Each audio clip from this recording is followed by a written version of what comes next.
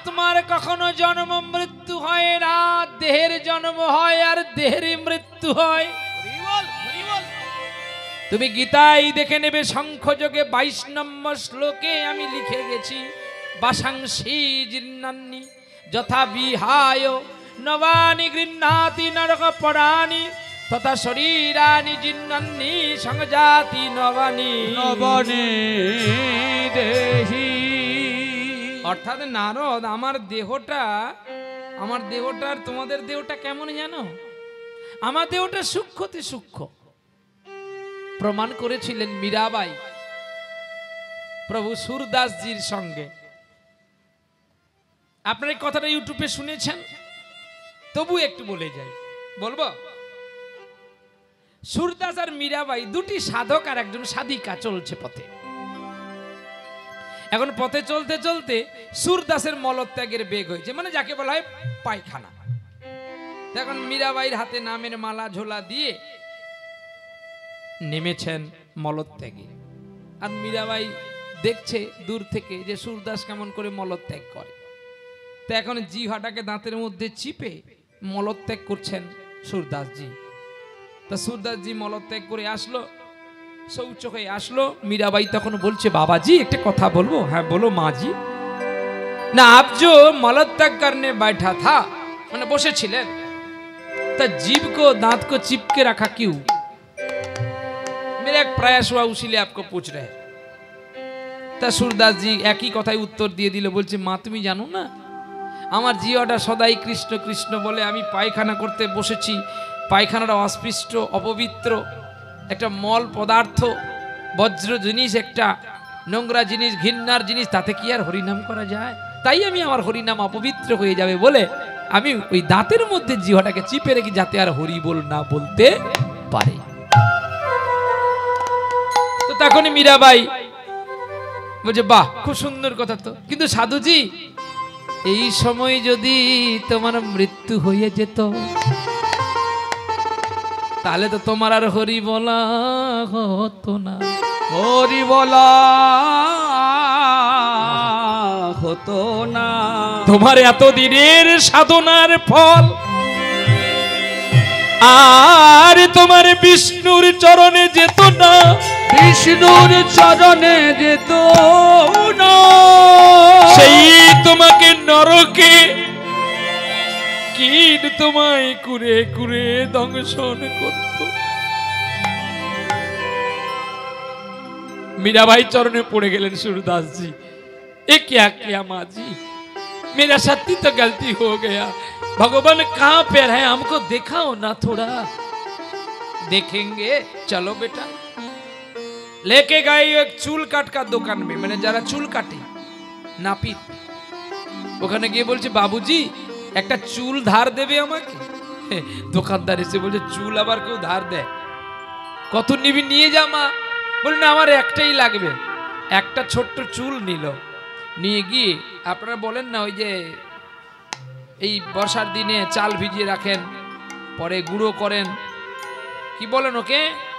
হামাদিস্তা। ওর মধ্যে চুলটাকে দিয়ে দিল, দিয়ে বলে ওটাকে গুঁড়ো করো। বাহ, চুল আবার গুঁড়ো হবে? গুঁড়ো হবে না, চুল গুঁড়ো হয়ে যাবে। কে বলে চুল গুঁড়ো হয় না? চুল গুঁড়ো হয় না?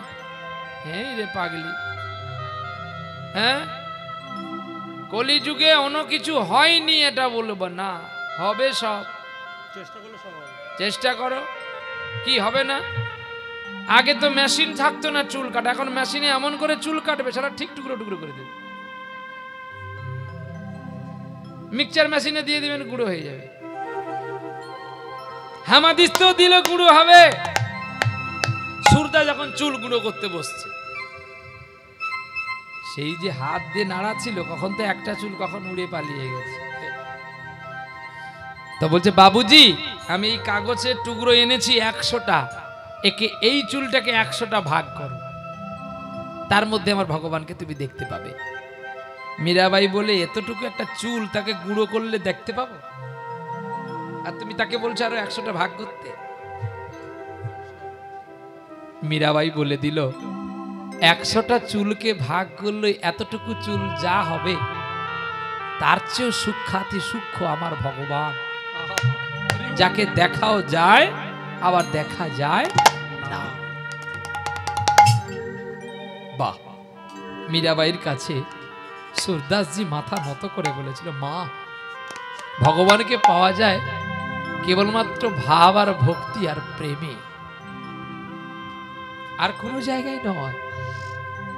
এই যে আজকে আমাদের কাপড় দিলেন, বস্ত্র দিলেন, এটা কি আমাদের কাছে চিরস্থায়ী থাকবে? চিরদিন কি থাকবে কাপড়টা? না, কিন্তু স্মরণে থাকবে চিরদিন। যে এক জায়গায় গান করতে গিয়েছিলাম, আমাদের অনেক কিছু দিয়েছে। মানুষ চলে যাবে কিন্তু স্মৃতিটা স্মরণে থেকে যাবে। এটাই তো ভালোবাসা, এটাই তো ভক্তি, এটাই তো প্রেম। আপনাদের এখানে অনেক ফুলের বাজার আছে না? অনেক ফুল বিক্রি হয়। যেই দিক দিয়ে আমরা ঢুকলাম আপনাদের এই বাড়িতে, ফুল বাজারে ফুল পাওয়া যাবে, ফুল বাজারে প্রেম পাওয়া যাবে, ফুল বাজারে ভালোবাসা পাওয়া যাবে, ভক্তি পাওয়া যাবে? যাবে না। তাহলে ভক্তিটা এই বাজারে পাওয়া যাবে, ভক্তিটা এই বাজারে পাওয়া যাবে, প্রেমটাও এই বাজারে পাওয়া যাবে, আর ভালোবাসাটাও এই বাজারে পাওয়া যাবে। নিতাই গৌর হরি হরি বল, হরি বল। ভালোবাসা যদি না আছে তাহলে হাত তুললেন কেন? আর প্রেম যদি নাই আছে তাহলে হাত তুললেন কেন? আর ভক্তি আর ভয় যদি নাই আছে কেন ভয়ে হাত তুললেন? নিতাই গৌর হরি বল বলে। আহা, চলো গুরু যাই দুজন পারে, চলো গুরু যাই দুজন পারে, ওরে মন্নি চলো গুরু যাই দুজন পারে, চলো গুরু যাই দুজন পারে, আরে চলো গুরু যাই দুজন পারে, চলো গুরু যাই দুজন পারে। আমার একলা যেতে ভয় করে, একলা যেতে ভয় করে, চলো গুরু যাই দুজন পারে, চলো গুরু যাই দুজন পারে, ওরে মন চলো গুরু যাই দুজন পারে, চলো গুরু যাই দুজন পারে। নারদ, তুমি যদি ঝুলনার জন্মাষ্টমীর কথা জানতে চাও, সদ্গুরুর কাছে যাও, তা নাহলে তুমি পাবে না তত্ত্ব খুঁজে। জন্মাষ্টমী হয় কেবলমাত্র ভাদ্র মাসেতে। কি গো, জন্মাষ্টমী হয় দেখো ভাদ্র মাসেতে, আর অনন্তকালে লীলা করি দোলনার উপরেতে, দোলনার পরেতে। এই মরেছি। কথা যদি বলবেন তাহলে আমার কাছে আপনারা এসে বলুন, আর না হলে আপনারা বলুন, আমি শুনবো, নাহলে আমি বলছি আপনারা শুনুন। এই ফোড়ন কাটলে এই মেদিনীপুরে গান কম গাই। ফোড়ন কাটার মানুষ আছে? ফোড়ন কাটো না, বসো, শোনো শুধু। চলো গুরু যাই দুজন পারে, আরে চলো গুরু যাই দুজন পারে, ওরে মন চলো গুরু যাই দুজন পারে, চলো গুরু যাই দুজন পারে, ওই আমার একলা যেতে ভয় করে, ওরে মনে একলা যেতে ভয় করে, চলো গুরু যাই দুজন বলো ধনী। চলো গুরু যাই দুজন পারে, ওরে মন চলো গুরু যাই দুজন পারে, চলো গুরু যাই দুজন পারে। ভগবান বলছে চলো গুরু যাই দুজন পারে, একলা যেতে ভয় করে। তাহলে এই আমাদের দেহের মধ্যে কাকে বলা হচ্ছে যে চলো গুরু যাই দুজন পারে? এই যে মন, মন যদি স্থির না থাকে তাহলে কিন্তু ভগবান সাধন হবে না। কি হবে? এখানে আসছি ভাবছি বাড়িতে দরজাটা দেওয়া নাই রে, কি যেমন এই এক্ষুনি দেখুন না আপনাদের আমাদের এই পশ্চিম বাংলার মানুষ শুধু প্রফেশনাই ভগবানকে ভালোবাসে। মানে ভালোবাসতে হবে, তার ঘরে ডাকছে আমি ডাকবো, ভালো কি মন্দ আমার দেখার দরকার নেই। তার ঘরে মানুষটা মদ খেয়ে তারকেশ্বরে জল ঢালতে যাচ্ছে, আমিও যাব। এখন বাস ভর্তি করে লোকে যাচ্ছে জল ঢালতে, কি যাচ্ছে না, অত নিজের বাবা মা দুটো খেতে পায় না। সেই সন্তান আপনার পৃথিবীতে জন্ম দিয়েছেন, আর বৌমাদের ঘরের লক্ষ্মী ঠাকুর করে তুলে এনেছেন। যারা শাশুড়ি শ্বশুর মশাইকে খেতে দিতে গেলে তাদের কোমরে বাদ ধরে যায়, আলাদা আলাদা রান্না করে খাবে, এক জায়গায় থাকবে না, দূরে গিয়ে বাড়ি করবে, ফ্ল্যাট বানাবে, ফ্ল্যাট কিনবে। কখন যে ভূমিকম্প হয়ে মরবি ঠিকানা থাকবে না। ওই তো আসছে একটা ঝড় আসছে, খবরে দেখবেন কয়েকটা দেশ, রাজ্য নয় কয়েকটা দেশ ধ্বংস হয়ে যাবে, আর মাত্র কয়েকটা দিন। ভারত সরকারের কাছে সবাই এসে অধীনস্থ হয়েছে যে আমাদের রক্ষা করো। রাশিয়া, চীন, পাকিস্তান, কয়েকটা দেশ, আরো কয়েকটা দেশ, তারা অন্ধভিক্ষা করছে বাঁচবার জন্য। 20 কোটি মানুষকে সরানো হয়েছে। ভূমিকম্প, জলোচ্ছ্বাস হয়ে যাবে, কিচ্ছু থাকবে না। এটা সেই মাটি, যেই মাটিতে প্রেম আর ভক্তি আছে, যেটা অন্য কোন দেশে নাই। তাই এই মাটির মানুষটা, তার আচরণটা কি এমনই হওয়া উচিত? বাকে জল নিয়ে যাব, ব্যাগে থাকবে মদের বোতল, হ্যাঁ, তারপরে জল আনতে জ্বালার আগের দিনে নিরামিষ খাবো না, হব্বিসা অন্ন করবো না, শুধু যেতে হয় যাব। ও পাথরে জল ঢাললে তোমার জল কি পাথর ভগবান নিল? তোমার মনে তো ভক্তি নেই, শুদ্ধ নেই। ও যত গেরুয়া বসন পরে বাঁক নিয়ে বলে বাবা পার করেঙ্গা বলো না কেন, বাবা তোর কথাও শুনবেও না, আর তোর জলও সে নেবেও না। তাই বাবাকে জল ঢালতে গেলে যদি ঘরে বাবা আছে, তাকে একটু পুজো কর, তাকে একটু ভালোবাস, তবেই তোর ভগবান খুশি হবে। তা না হলে তোমার বৃথা বাঁকে করে জল নিয়ে যাওয়া, বৃদ্ধা বৃন্দাবনে যাওয়া, বাবাজি সাজা। ভগবান কৃষ্ণ নিজে বলেছেন যে বাবা মাকে ছেড়ে দিয়ে মঠে মহারাজ হয়ে যায়, সে কখনো আমাকেও বিক্রি করে খেয়ে নেবে না, তার কোনো প্রমাণ নেই। বলবে কেন? ভগবানকে প্রশ্ন করলো, ভগবান প্রশ্নের উত্তর দিচ্ছে, তুমি জানো না যারা বাবা মাকে খাওয়ানোর ভয়ে পালিয়ে আসে, কোনোদিন মোট মন্দিরে অভাব হলে আমাকেও বিক্রি করে দেবে না, তার কি মানে আছে? এই জন্য বলেছি আগে বাবা মার সেবা করো, দুস্থ ব্যক্তিকে দান ধ্যান করো, তারপরে সময় বাঁচলে আমার পূজা অর্চন করো। তাহলে আগেই বাবা মা, তার মানে আগে ঝুলন, পরে জন্মাষ্টমী। সত্যযুগে ঝুলনের সৃষ্টি, অনন্তকাল গোবিন্দ ঝুলনায় ঝুলছে, অনন্তকাল, যার কোনো অন্ত সীমা নাই। অনন্তকাল গোবিন্দ দোলনায় দুলছে, রাধা গোবিন্দ মিলিত তনু। সত্যযুগেও রাধা কৃষ্ণ, ত্রেতায়ও রাধা কৃষ্ণ, দাপরেও রাধা কৃষ্ণ, কলিতেও রাধা কৃষ্ণ। এইটা আদি রূপ, এইখান থেকে সকলের প্রকাশ। গৌর হরি বল, হরি বল। অর্থাৎ যুগল রাধা গোবিন্দের যদি কেউ পুজো অর্চন করে, আর তাকে কোনো জায়গায় ভজন সাধন করতে হবে না। তাহলে আপনারা বলবেন কালী পুজো কেন করব? তাহলে কালী পুজো করা হবে না। অনেকেই বলে বাবা যে কৃষ্ণ নাম করলে আর কালী পুজো করতে নেই, কিন্তু আরে বলে, আচ্ছা বলুন তো, এই এই এই এই যে বাবাজি, এই এদিকে ঘোর, এদিকে ঘোর, এইবার যে দুষ্টুমি করে তোর প্যান্ট খুলে দেবো, একদম চুপ। আচ্ছা বলো তো, বাবা আগে না মা আগে? আপনারা বলুন, তারপরে আপনারা আপনাদের কাছে বলে দিয়ে যাব যে কোনদিন আর ভগবানের পুজো করার আগে আপনারা কালী পুজো করবেন, কি দুর্গা পুজো করবেন, যা করে করবেন। বাবা আগে না মা আগে? কে আগে?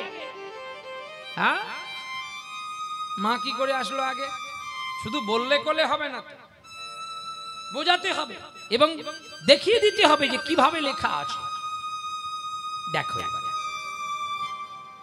ও যে মা আগে না বাবা আগে, কেউ বলে মা আগে, কেউ বলে বাবা আগে, সকলেই বিবাদ শুরু হবে। কিন্তু বাবা মা দুজনে সমগতি অধিকারী, তাহলে কে আগে হবে?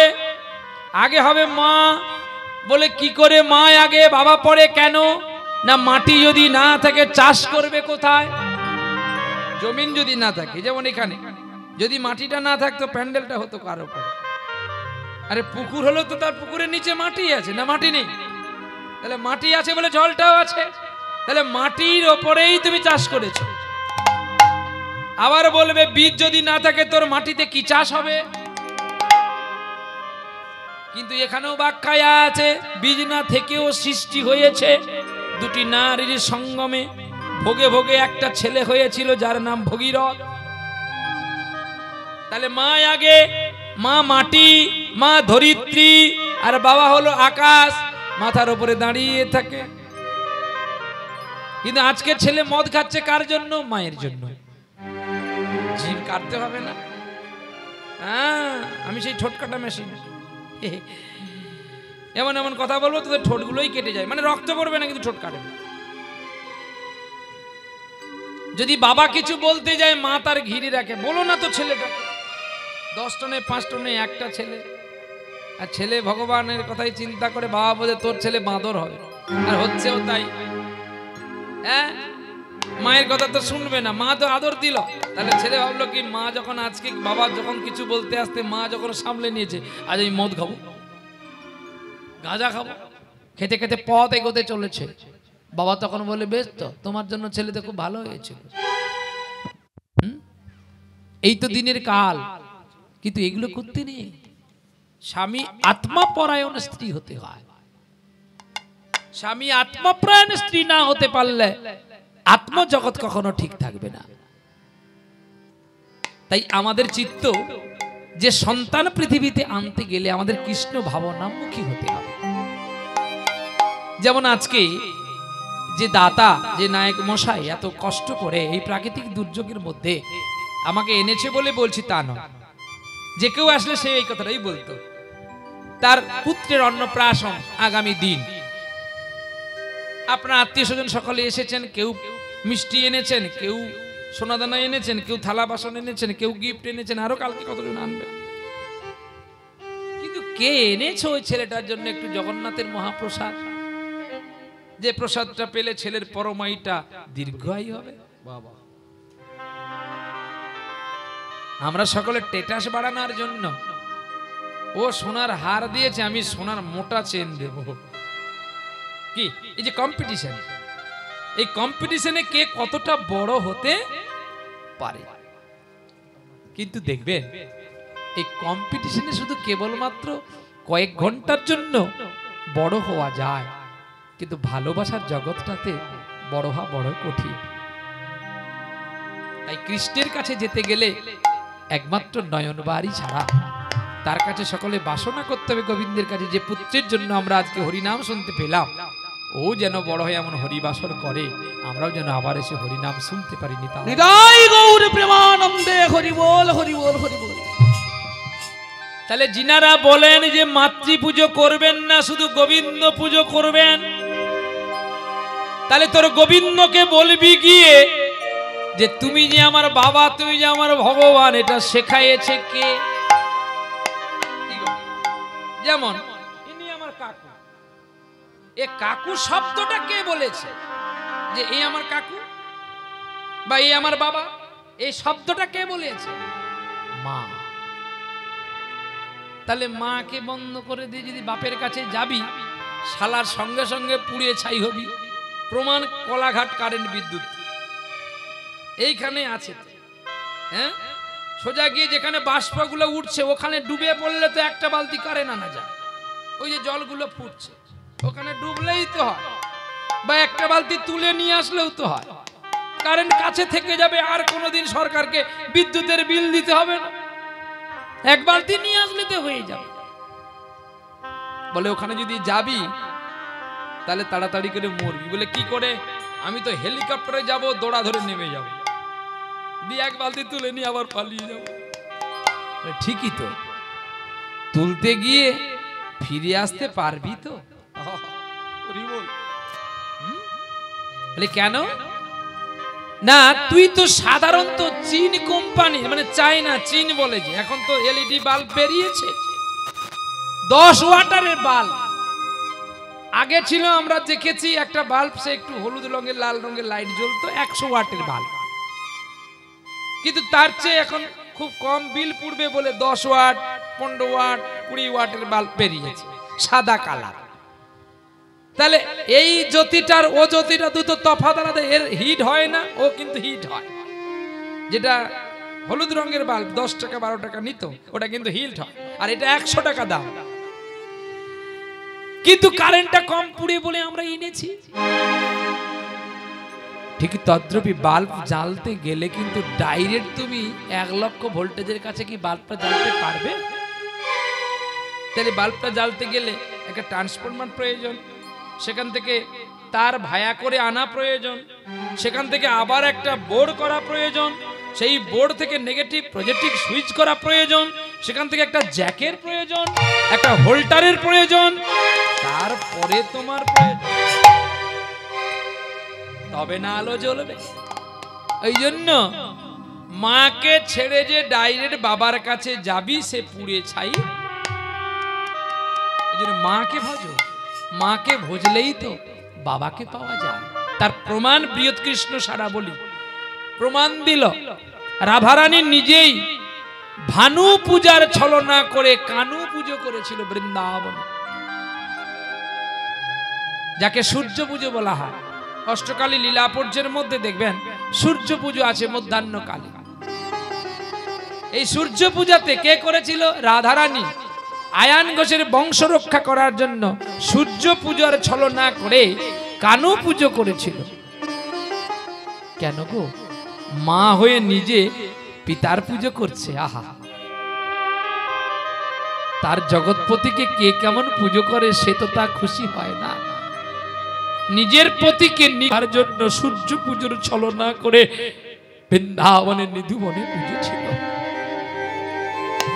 আর সেখানেই ভক্তের মান রক্ষা করার জন্য স্বয়ং কৃষ্ণ কালী হয়েছিল তাহলে আপনি কাকে ফেলে কাকে পুজো করবেন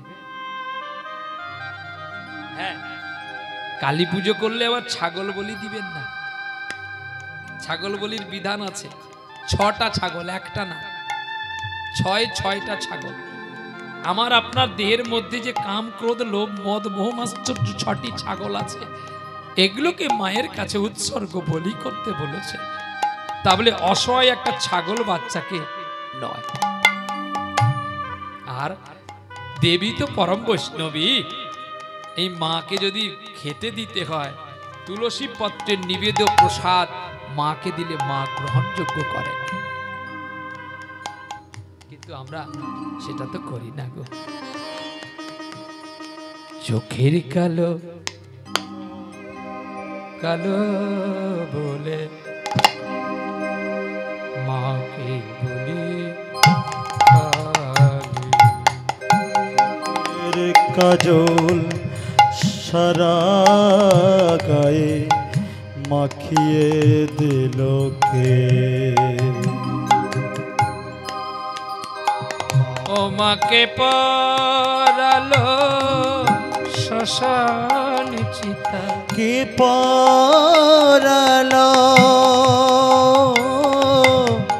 শ্মশান চিতা ভস্য দিল কে মা সাজিয়ে দিল কে মা তোর চোখের কাজল সারা গায়ে মাখিয়ে দিল কে মা তোর চোখের কাজল সাদা গায়ে মাখিয়ে দিল কে। চোখের কাজল কালি বলে মাখিয়ে দিল কে মা তোর গায়ে আমরাই তো মাখিয়েছি মা কালো নয় আমরা বলেছি কালো কারণ আমাদের নয়নটা তো কালো ভীম পলসী আমার চোখের মনি কালো বলে মাকে বলি আমি কালো। চোখের কাজল সাদা গায়ে মাখিয়ে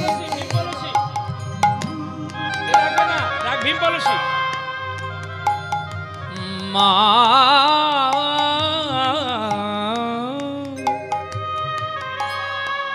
प्रबल प्रेम से पाले पड़े का प्रभु का नियम बदलते देखा। এই রাগে সকাল বেলায় ঘুম থেকে উঠে এই রাগ গাইতে হবে। এই রাগ গাইলে মন পরিষ্কার হয়ে যায়। রাগ ভীম পলসী। মাতর চোখের মনি আমার চোখের মনি কালো বলে মাকে বলি আমি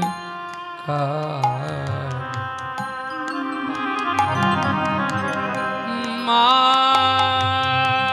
মা মা গো মা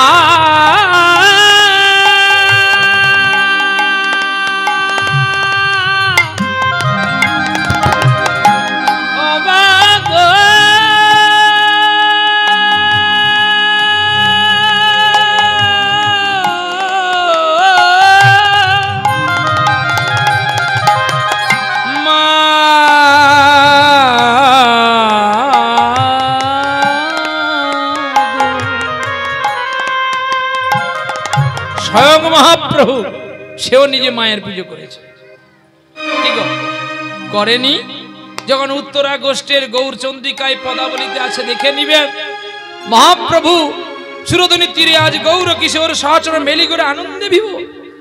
ভক্তদের সঙ্গে খেলা করতে করতে যখন তিনি ঘরে ফিরে আসলেন, মা জননী চরণে আসে প্রণাম করিলেন।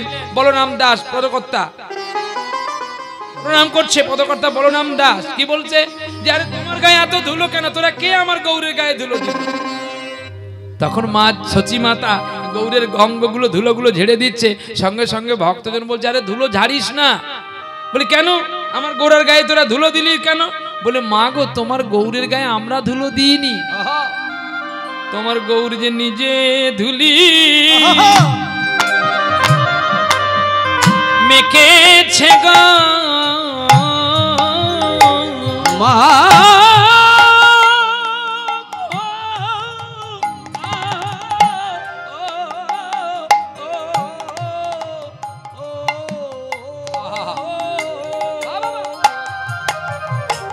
জানো মা সে যে নিজেই ধুলি মেখেছে মা। ও জননী তোর চাঁদের গায়ে কে দেয় দে ধুলো? সে যে নিজেই ধুলি মেখেছে মা। ওরে ভক্ত রজ গোড়া গড়ি ওগো নিজেই ধুলি মেখেছিল। ও নিজে মেখেছে মোদের মাখিয়েছে। নিজে ধুলি মেখেছিল। মাখিলে জ্বালা জ্বালা দূরে যাবে। ওগো তাই তো ধুলি মেখেছে মা। গোড়া গড়ি দিয়ে গেল। আরে নিজে ধুলি মেখেছিল। ওরে সকল জ্বালাকে দূরীভূত করবে বলে তাই তো ধুলি মেখেছে। ওরে নাই রে লীলার বলাই যাই রে। আরে নিজে ধুলি মেখেছিল। ওয়ে বলো রাম দাসে কাঁদে তাই তো ধুলি মেখেছে। আরে জয় রাধে শ্রী রাধে বলে নিজে ধুলি মেখেছিল। জয় রাধে শ্রী রাধে বলে নিজে ধুলি ও রাধে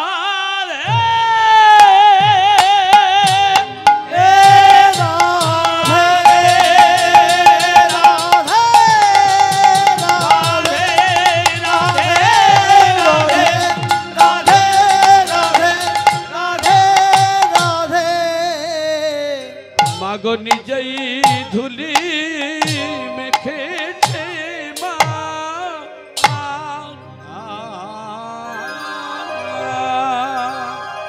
আরে স্বয়ং মহাপ্রভু যদি নদিয়ার বুকে ধুলো মাখতে পারে, আমরা কোথায় পড়ে আছি? হ্যাঁ, মহাপ্রভু নিজে বলে গেলেন, ধুলা নয় ধুলি নয়, এ তো গোপী পদ রেণু, গোপীর চরণ ধুলি, গোপীর চরণ রেণু। এ রেণু মাখলে জ্বালা, ত্রিতাপ জ্বালা দূরে যাবে, জুড়াবে পরাণ। এ রাই কিশোরীর চরণ রেণু পড়ে আছে রে, মেখে নে, সময় হারিয়ে গেলে আর পাবি না।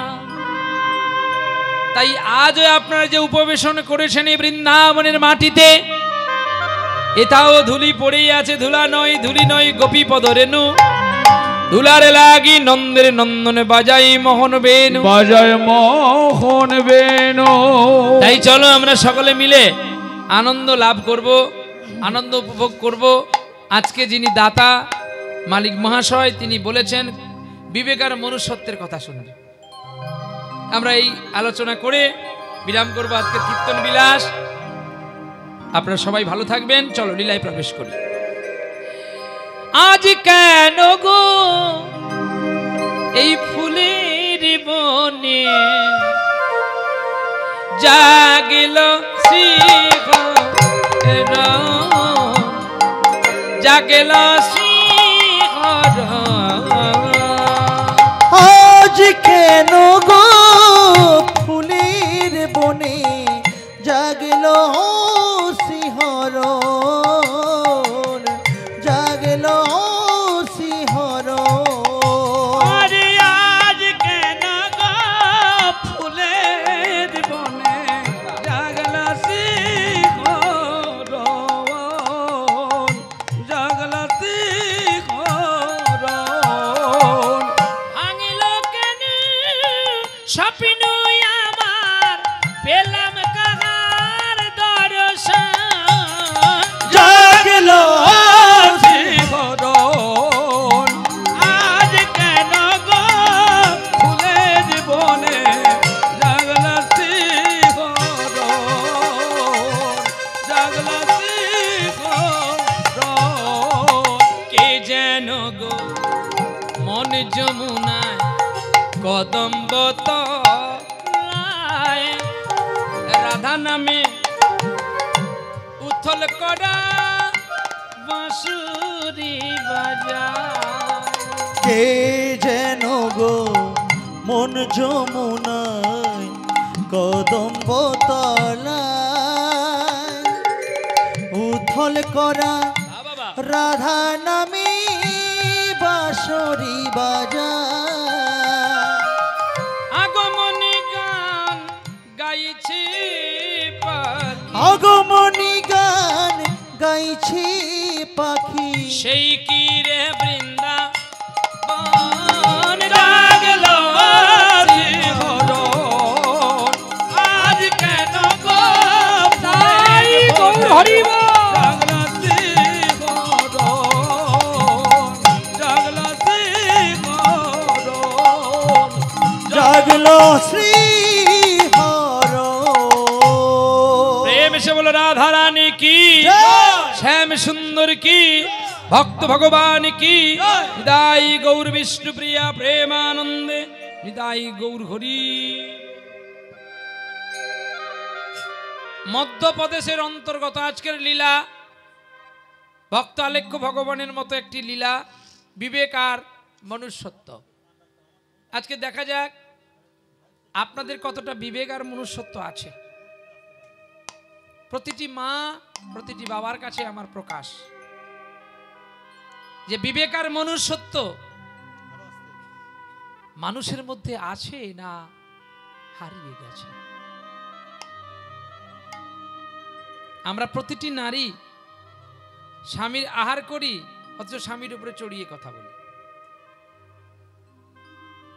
প্রতিটি পুরুষ নারীর সঙ্গে সংলাপ করি, কিন্তু নারীকে প্রণাম করা আমরা ভুলে গেছি। এবারে হাসা শুরু হবে, বলে মেয়েকে আবার কেউ প্রণাম করে না। প্রণাম করতে হয়, প্রণাম না করলে সাধনের পথ চিনবি কি করে? আচ্ছা বলি কি করে কি জ্ঞানে প্রণাম করব? কেউ প্রশ্ন করবেন তো আপনারা কি যে ও তো আমার স্ত্রী হয়, আমার চেয়ে ছোট, তাহলে ছোটকে কি বড় প্রণাম করে? ঠিকই তো কথা, এটা অযুক্তি কথা। কীর্তনে তুমি কি করে বললে কথাটা? তাহলে এবার দেখো, প্রমাণ আর শাস্ত্র, শুধু মুখের কথাই কীর্তন হয় না, কীর্তনটা কিন্তু শাস্ত্র থেকে টেনে আনতে হয়। আর বাহ্যিক জগতে বহির্প্রকাশ করে মানুষকে বোঝাতে পারলে, মানুষ বুঝতে পারলেই তবে কীর্তন। আর নাহলে শুধু আমি আমার মতো করে গিয়ে গেলাম, আপনারা বুঝতে পারলেন না, একবার যা ডাকবে আর তো কেউ ডাকবে না। তাহলে চলো, কে তার স্ত্রীকে প্রণাম করেছিল কথাগুলো জানতে হবে।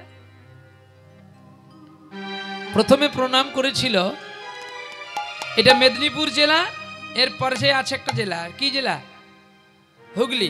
এইদিকে হলে হুগলি হবে, এইদিকে হলে হাওড়া হবে, তাই তো নাকি? হ্যাঁ, এই দিকটা হুগলি হবে তো, মেদিনীপুরের উত্তরে হুগলি তো, হ্যাঁ নাকি বাবা? আর পূর্বে হাওড়া, আবার পশ্চিমে বাঁকুড়া চলে যাবে, ঝাড়গ্রাম চলে যাবে, কতগুলো জেলা আছে, যে ছেড়ে দাও যে একটা কথা। তাহলে আমাদের এই হাওড়া জেলার মাটি থেকে এই হুগলি জেলার মাটিতে একটা ছেলে ছিল যে প্রতিদিন তার স্ত্রীকে ফুল তুলে এনে পুজো করত। শুধু দৃষ্টান্তগুলো দেখে যান, এটা কিন্তু আমার মুখের কথা নয়, বা আপনারা কেউ উড়িয়ে দিতে পারবেন না কথাটাকে। ছেলেটির নাম রামকৃষ্ণ, মেয়েটির নাম সারদা। তাহলে রামকৃষ্ণকে মূর্খ ছিল, মেনেও নিলাম মূর্খ। আপনারা তো শিক্ষিত সমাজের ছেলে। ভক্ত কবি জয়দেব, কবি জয়দেব বীরভূমের মাটিতে কেন্দুবিল্ল গ্রামে যার জন্ম হয়েছিল, কদম্বখণ্ডির তলে অজয় নদীর কূলে সিদ্ধ বকুল তলাতে একটা চাল পাতার কুটির করেছিল, সেখানে পদ্মাবতীকে প্রতিনিয়ত প্রণাম করত ভক্ত কবি জয়দেব। তাহলে ভক্ত কবি জয় কি মূর্খ ছিল? ছেড়ে দেন, আরো আছে। একটা নিয়ে কীর্তন হয় না, অনেকগুলো গ্রন্থ ঘাঁটতে হবে, দেখতে হবে, চয়ন করতে হবে। ওই বীরভূম জেলা আরো একটা ছেলে ছিল, ব্রাহ্মণ ঘরের ছেলে। আজকে আমরা ব্রাহ্মণ, বৈষ্ণব, ক্ষত্রিয়, বৈশ্য এইরকম আমরা জাতির বিচার করি যে এর বাড়ির মেয়েকে তার সঙ্গে বিয়ে দিলে একটা সমাজে কলঙ্কিত হয়। কিন্তু দেখো কলঙ্কিত কেমন মোচন করে গেলেন চণ্ডীদাস ঠাকুর। ব্রাহ্মণের ছেলে বিয়ে করলো কাকে? ভালোবাসলো কাকে? প্রেম করলো কার সঙ্গে? রজকিনী রামীর সঙ্গে। আর গিয়ে পদাবলিতে বলছে, চণ্ডীদাস ঠাকুরের পদ নিজে লিখেছে, শুনো রজকিনী রামী, শুনো রজকিনী রামী, ও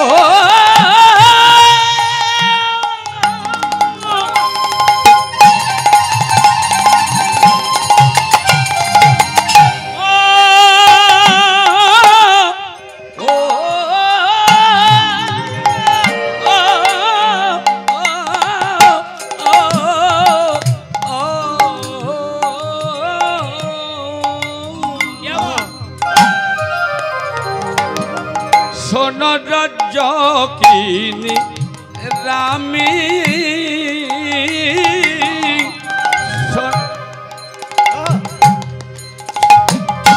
শোনো রজকিনী রামী। চণ্ডীদাস ঠাকুর গেলেন বাড়ি, রামীর বাড়ি গিয়ে রজকিনী রামীকে কি বলছে জানো? তোমারই ও দুটি চরণ। বুঝতে পারছেন কথাগুলো? কথাগুলো বুঝতে পারছেন মা? আরে হ্যাঁ না বলবেন তো।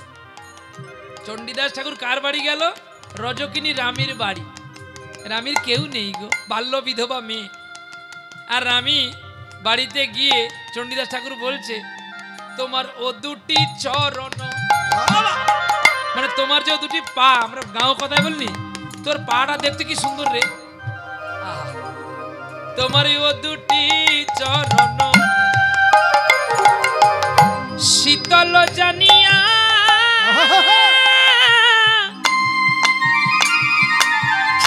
ওরে মানব সখী,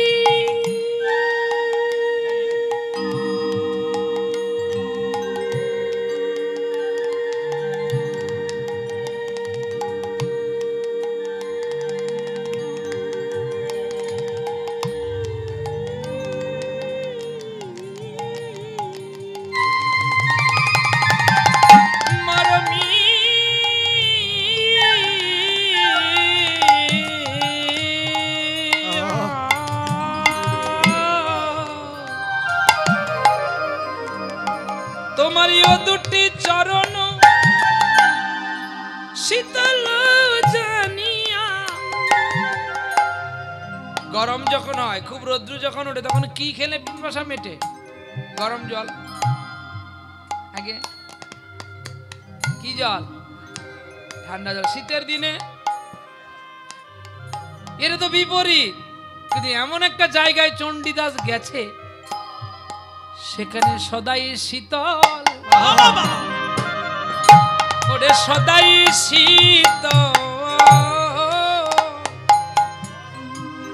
সেখানে সদাই শীত।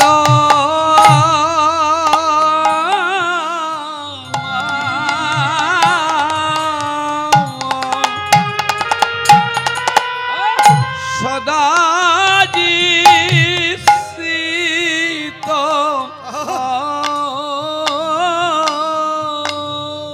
ওরে শীতলে মনের ময়লা সব যাবে রে চলে, সেথায় সদাই শীতল, সদাই শীতল।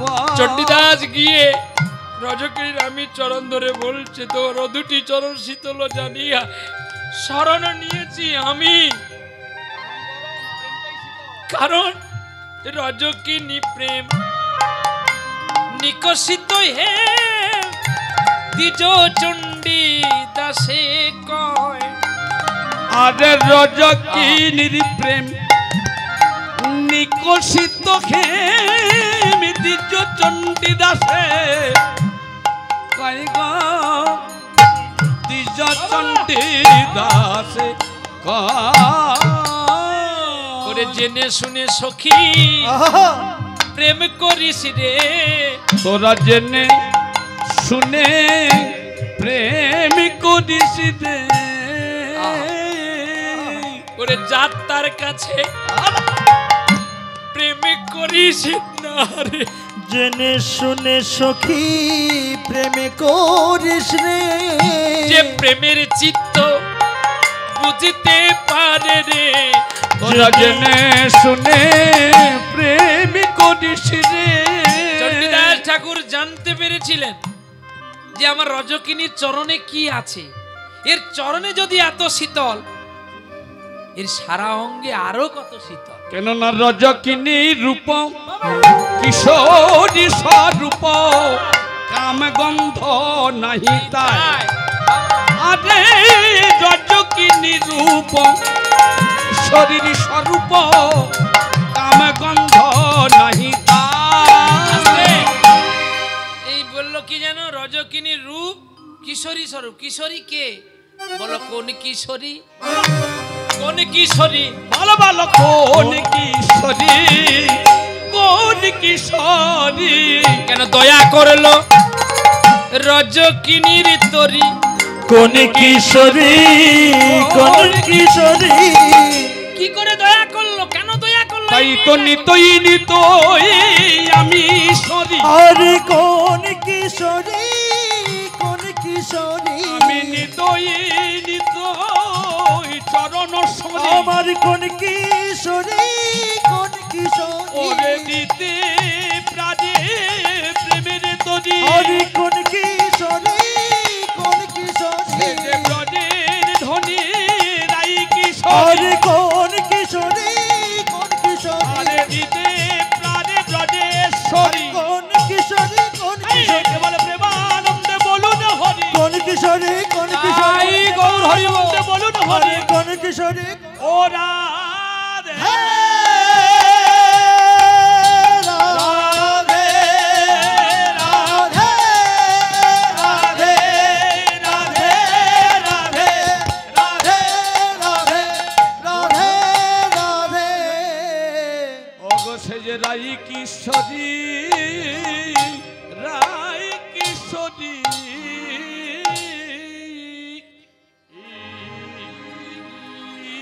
যদি এগুলো বলতে যাই আর তাহলে লীলা হবে না, কিন্তু না বলতে হবে, শুরু যেমন হয়েছে বলতে হবে, নাহলে তো আপনাদের খিচুড়ি ঘাটা হয়ে যাবে। চলো দেখি তাহলে কিশোরীর স্বরূপ কে? রজকিনী রামী। রজকিনী রামী ছিল পূর্বজন্মে কুটিলা, আয়ান ঘোষের বোন জটিলার মেয়ে কুটিলা। পায়ে পায়ে তুলে ঝগড়া করত। রাধারানী জল আনতে যেত, পেছনে সিআইডি হতো। সিআইডি জন্ম থেকে কুটিলার কাছ থেকে। সিআইডি কোম্পানিকে জিজ্ঞাসা করেন যে তোর জন্ম কোথায়, কচুর ডোগাটি জানে। তবু তারা বলে নাকি আমরা বিশেষ জ্ঞানী, বিজ্ঞান বড়। বিজ্ঞান কোনো কালে বড় হবে না। যদি মা বাবা না থাকতো, সন্তান যদি না বড় হতো, তাহলে বিজ্ঞানের জন্ম কোথায় হতো? সমুদ্রের জলে হতো? হ্যাঁ, হাঙর কুমির খেয়ে ফেলতো। তাহলে শাস্ত্র হলো বাবা মা, বিজ্ঞান হলো আমি, আপনি, আমরা। বিজ্ঞান কথার অর্থ হচ্ছে যার বিশেষ জ্ঞান, তাকে বলা হয় বিজ্ঞান। আমি জানি তিনি শিক্ষা অর্জন করেছিলেন বলে নিচ থেকে ভালো জল, বিশুদ্ধ জল আমাদের বদলে তুলে দিয়েছে। এটাও একটা পাওয়ার ব্যাপার ছিল। রথ উড়ে গিয়েছিল বলে একটা প্লেনের সৃষ্টি করেছে, এটাও একটা বিশেষ জ্ঞানের দরকার। কিন্তু তা বলে এই নয় যে ভগবানের আগে তুমি জন্ম। কি বলতে পারবে কেউ বিজ্ঞান আগে না ভগবান আগে? ভগবান আগে। গায়ের জোরে কেউ বলতে পারে, সেটা আলাদা প্রশ্ন। ওই যে কুটিলা, রজকিনী রামী হলো কুটিলা, মনে মনে একটা ছেলেকে ভালোবাসতো যার নাম সুবল। আর রাধারানীর ননদিনী কুটিলা, আর রাধারানীর কাকুর ছেলে হচ্ছে সুবল। একদিন গোপী বেশে সুবল মিলনে আছে, বাছুরি খুঁজতে এসে রাধারানীকে সুবলের বেশে রাধাকুণ্ডে পাঠালো গোবিন্দের সঙ্গে মিলন করাতে। আর রাধারানী সেজে থাকলো আমার সুবল সখা। খানিক পরে রাধারানীর শাড়ি পরে যমুনার জল আনতে যাওয়ার ছলা করে গিয়েছিলেন বলে গোবিন্দ খুশি হয়ে তাকে আশীর্বাদ করেছিল। আজ যেমন আমার প্রেমের ঘটনায় কেউ বাধা দিতে পারলো না, সুবল একদিন তুমি মর্তধামে গিয়ে প্রেম করবে, তোমার প্রেমে কেউ বাধা দিয়ে পারবে না। কুটিলা তখন ছুটে এসে বলেছিল, গোবিন্দ আমি যে মনে মনে সুবলকে ভালোবাসি, আমি ওকে পাবো তো? বাহ,